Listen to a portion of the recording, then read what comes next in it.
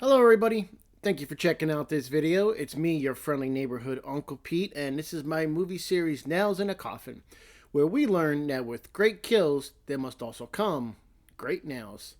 We're going to continue our trip through Texas and talk about 1986's Texas Chainsaw Massacre Part 2. The first Texas Chainsaw Massacre had an average Nails in the Coffin rating of 1.4. So let us find out how the sequel does. Sit back, relax, make sure your chainsaw is gassed up, and let's put some nails in the coffin. The movie opens up with an introduction to our first two deaths. We got Buzz and Rick. They're some college kids driving their way through Texas onto some big party. Rick is shooting signs, hanging out the window. Buzz is driving really obnoxious, really reckless, and they're just acting like a bunch of complete jerks, and you already know you're not going to like these two guys.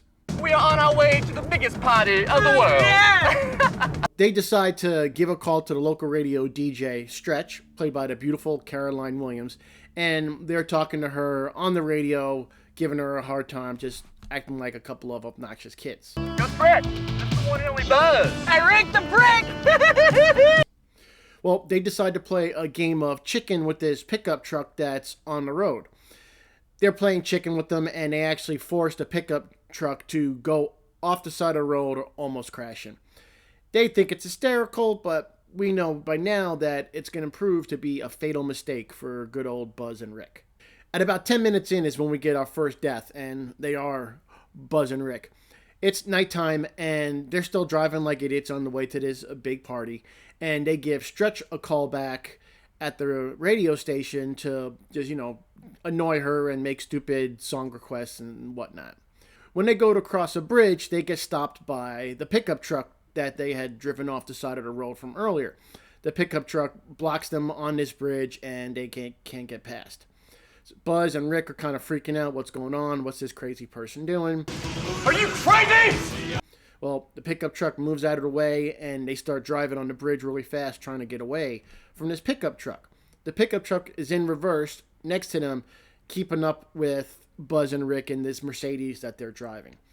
All of a sudden, we get an introduction to Leatherface, and he jumps up from the back of the pickup truck, and he has the mummified corpse of Nubbins from the first Texas Chainsaw Massacre kind of strapped to the front of him, and he's got his chainsaw going. Buzz and Rick are obviously really freaked out. They're scared. They don't know what to do. Rick tries to shoot at him, but he's just hitting Nubbins, so does nothing to Leatherface. And Leatherface is using the chainsaw to attack the car they're in. Eventually, he is able to kill Buzz, get it, with the chainsaw, cutting off, a part of his head, and he's just sitting there, blood splooshing out of his head, and Rick sees this, freaking out. Well, while all this is going on, they're actually on the phone still with Stretch at the radio station.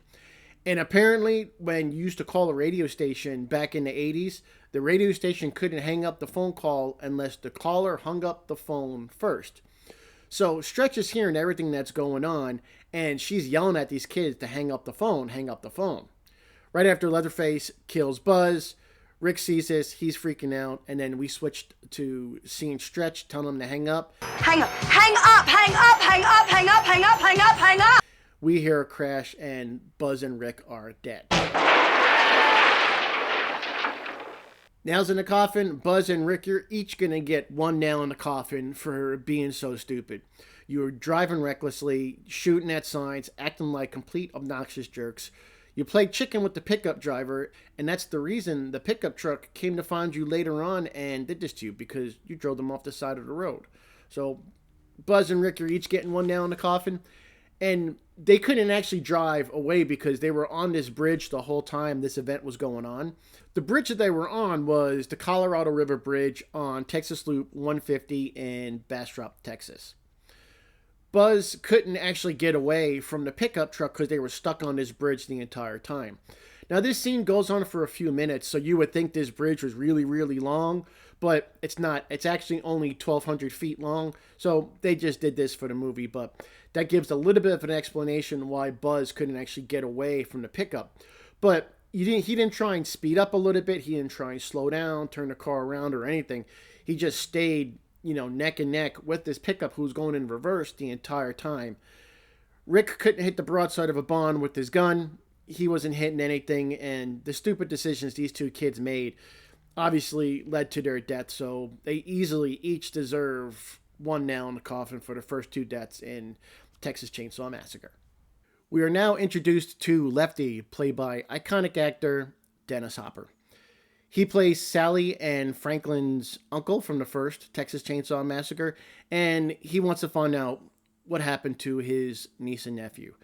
He's in Texas, he's investigating the crash, looking at what happened, and local law enforcement is even trying to play it off as nothing serious, saying it was just a bunch of kids acting wild and partying. Just a couple of wild punks out raising hell. And one of the best lines in the movie, Lefty has an excellent response to that theory from local law enforcement. One of those boys so wild sawed his own head off going 90 miles per hour. A short while later, we get introduced to two more characters. Chop Top, played by Bill Moseley, and Leatherface. They pay Stretch a visit at the radio station because they now know that they were actually heard over the airways killing Buzz and Rick. So they're probably trying to go, get rid of any evidence and whatnot.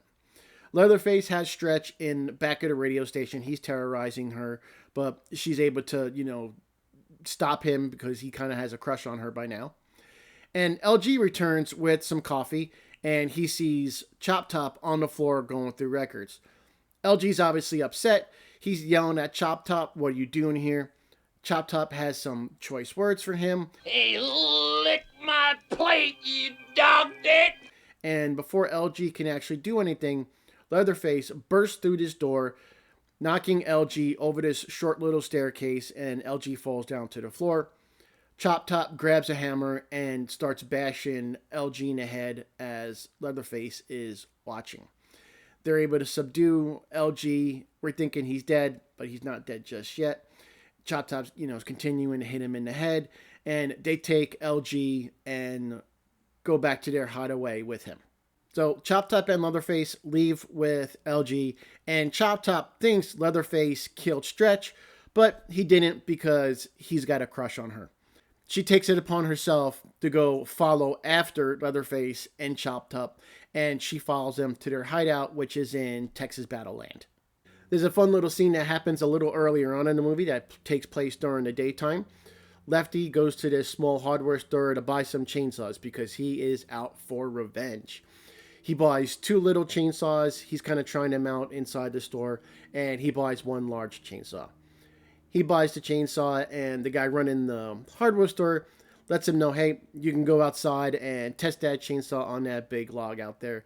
And Lefty does it, and it's a really enjoyable scene in the movie, and the hardware store clerk even has a funny reaction when he's watching Lefty, take apart this log in front of the store. Oh, my kid banana. As I stated earlier, Stretch follows Chop Top and Leatherface to Texas Battleland, which is where their hideout is.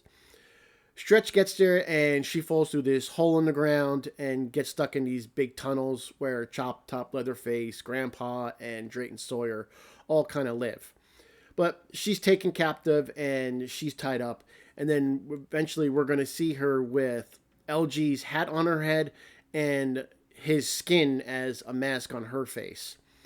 She finds LG, but he's not dead just yet. He's about to die, though, any minute. But he stays alive just long enough to actually get a knife and cut Stretch loose, and he's able to save her. And he does this with his face being skinned, chunks of his body skinned off, and he's really hurt. And you see what a tough SOB LG really is, because he was able to cut Stretch loose and save her. After he cuts her loose, he kind of falls down, says, "Oh shit," and dies. And Stretch is really nice. She kind of takes the mask of his face that she was wearing, puts it back on him, puts the hat on, and LG passes away. LG, you're getting 4 nails in a coffin. I haven't given 4 nail rating in a while, but you deserve it. You got beat in the head multiple times with the hammer, being hit really hard. You had your face skinned, big chunks of your body skinned off, and you were able to stay alive just long enough to save your friend Stretch. You know, that's what I'm looking for a 4-nail kill. It took a lot to kill you. You showed a lot of bravery, even when you saw Chop Top inside the radio station. So it's been a while since I've given 4 nails, and I think, LG, you really deserve it. 4 nails in the coffin for you there, LG. You're one tough SOB. Stretch is trying to find a way out of these tunnels in Texas Battleland, but she finds Leatherface instead, along with Drayton Sawyer and Chop Top. Drayton is pissed off at Leatherface because they thought he had killed Stretch. They're giving Leatherface a hard time, calling Stretch his girlfriend. Bubba's got a girlfriend. Bubba's got a girlfriend. Bubba's got a girlfriend. Saying, Leatherface, how could you choose a piece of tail over family? And Drayton has one of the best lines not only in the movie, but I think in the franchise, when he says, you gotta choose between sex and the saw. And Drayton says, Sex is, well, nobody knows. which probably means you're doing it wrong. And then he eventually says, But the saw is family. which is one of the best lines in the entire franchise. It really is great. I love it. Okay, ladies and gentlemen, we're at the climax of the movie, just about an hour and 27 minutes in. We're at another dinner scene where Stretch is tied to a chair, and she's at dinner with Drayton, Leatherface, Chop Top, and we also got the return of Grandpa. During the dinner scene, Lefty makes his grand entrance. You gonna do superhero landing? And he introduces himself to the family when Drayton asks, who are you? I'm the Lord of the Harvest. Lefty saves Stretch and cuts her loose. He then has an epic chainsaw battle with Leatherface. He's even able to mortally wound Drayton Sawyer by getting Drayton in his ass with the chainsaw. Lefty and Leather are standing on top of the dinner table having this chainsaw fight, and Lefty is able to put the big chainsaw all the way through Leatherface's gut.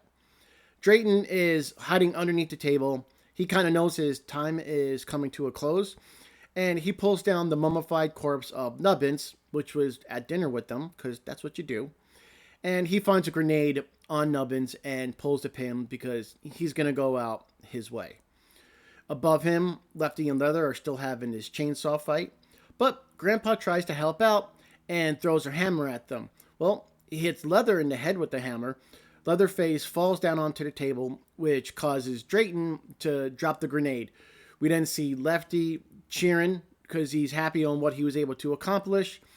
And then the scene jumps to Chop Top, who is currently chasing Stretch, and there's an explosion killing Drayton Sawyer, Grandpa, Leatherface, and Lefty. We just had some deaths, so let's give those nails rated. Grandpa, 1 nail in the coffin. You didn't know what was going on. You were 130 years old. You probably ready to die anyways, even though you kind of look good for 130. But you threw the hammer that made Leatherface fall, which caused Drayton to drop the grenade, which killed everybody. Yeah, I can't see you deserving anything more than 1 nail in the coffin. So, Grandpa, 1 nail. Drayton Sawyer, you grabbed the grenade from Nubbins because you wanted to choose the coward's way out, and you pulled the pin knowing you were going to go kill yourself and probably kill the other people going out like that. So, Drayton Sawyer, there's no way you would ever get more than 1 nail in the coffin for going out the way that you did. Leatherface, 2 nails in the coffin. And the reason I'm going to give Leatherface 1 extra nail is because he was still trying to fight Lefty in this chainsaw fight when Leatherface had a chainsaw going through his entire gut coming out of his back. Proves how tough Leatherface was. So in that case, Leatherface, you deserve 1 extra nail, and I'll give you 2 nails in the coffin. Lefty, you probably knew you weren't going to make it out of this alive. You wanted to get revenge for Sally and Franklin, and by golly, you got it. Like I said, you probably didn't know you were going to make it out, and you showed a lot of bravery going down there to face these people. You knew they were monsters. Lefty, 3 nails in the coffin all day long. You deserve it. Probably could have been some things you could have done differently to earn 4 nails, but easily 3 nails in the coffin there, Lefty. You deserve it, buddy. We're at our final kill for Texas Chainsaw Massacre 2, and it happens at 1 hour and 33 minutes in, and it is Chop Top. During this big final battle that Lefty was having with Leatherface, Drayton, and Grandpa, Chop Top was chasing Stretch around the compound of Texas Battleland. He's able to chase her up to the top of this big hill where Stretch is cornered in this little area where she finds the mummified corpse of Grandma. They really like to keep their family members around. Grandma has a chainsaw in her lap, and Chop Top has Stretch cornered. He's intimidating her, threatening her. Chop Top takes his blade and starts cutting his own throat across about 3 or 4 times, really just trying to scare Stretch. Well, Stretch grabs the chainsaw that was in Grandma's lap. She's on the floor with it. She's pulling the cord, trying to get it started, while Chop Top is standing on top of her, slashing at her. Stretch is able to start the chainsaw after a couple times and gets Chop Top in the gut. He doesn't really back up or anything. He just kind of has his hands up, letting her do it. And he did a lot of grandstanding, which is why Chop Top, you're going to get 1 nail in the coffin.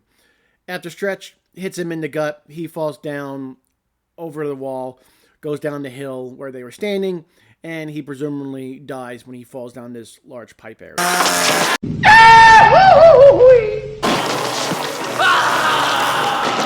Yeah, I don't see any other reason to not give Chop Top 1 nail in the coffin. You did that grandstanding, which, because you wanted to showboat and whatnot. You saw she had the chainsaw. You didn't try and run away or back up or nothing. She hit you in the gut a couple times, and you just kind of stood there.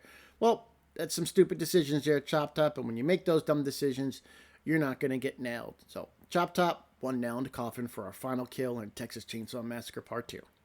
There you go, ladies and gentlemen. Those are my nail in the coffin ratings for Texas Chainsaw Massacre 2. So let's summarize. Buzz, you got 1 nail in the coffin. Rick, you also got 1 nail in the coffin. LG, I haven't given out 4 nails in a while. I saved it for something special, and you earned it. LG, 4 nails in the coffin. Grandpa, 1 nail in the coffin. Drayton Sawyer, 1 nail in the coffin. Leatherface, I'm giving you 2 nails in the coffin. You get 1 extra nail because you took a chainsaw through the gut and kept fighting. Lefty, you're getting 3 nails in the coffin because you showed bravery. You probably knew you weren't going to make it out of this, but you wanted revenge, and you got it for Sally and Franklin. And Chop Top, one of the most eccentric characters in the Texas Chainsaw Massacre franchise, you're getting 1 nail in the coffin. So for the Texas Chainsaw Massacre franchise so far, we have an average nails in the coffin rating of 1.4 for the first Texas Chainsaw Massacre. And for Texas Chainsaw Massacre Part 2, we have an average nails in the coffin rating of 1.8. Come back next Friday to see how Leatherface, Texas Chainsaw Massacre 3 fares with the nails in the coffin. I want to thank everybody for checking out this video. I really do appreciate it. And if you wouldn't mind, give me a like down below and also a comment. Let me know if you agree or disagree also. How do you think Texas Chainsaw Massacre 3 is going to fare with nails in the coffin ratings? Do you think it's going to be higher or lower compared to Part 1 and Part 2? I want to thank everybody again, especially Josh, Carlin, and the Heathers. I love you guys. Y'all really mean a lot to me. I appreciate it. I'll see you guys next week for Leatherface, Texas Chainsaw Massacre 3. I'm your friendly neighborhood Uncle Pete, and remember, with great kills, there must also come great nails.